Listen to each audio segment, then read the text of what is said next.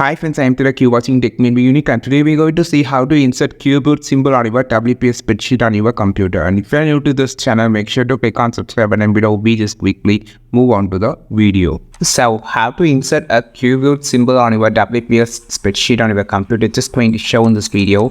So here you can see the keyboard symbol here. So you have two options to insert a keyboard. The first option I just going to show is just click here, just click on the insert option and just click on the equation. So you can find this symbol option on the top. Just click on this top menu and you can find the keyboard option here. So you can just insert keyboard like this.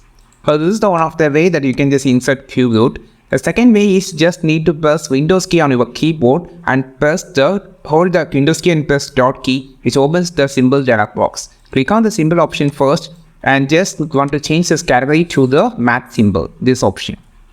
Okay, then you just need to scroll down and you can find this option, keyboard option here, and you can just insert it like this. This is the way that you can insert the keyboard on your WPS spreadsheet on your computer. I think this video helped you. Not like this video, share this video, subscribe this channel. We will meet our next video with a super valuable content. This is Tilak signing off from Tech May Be Unique. Have a wonderful day.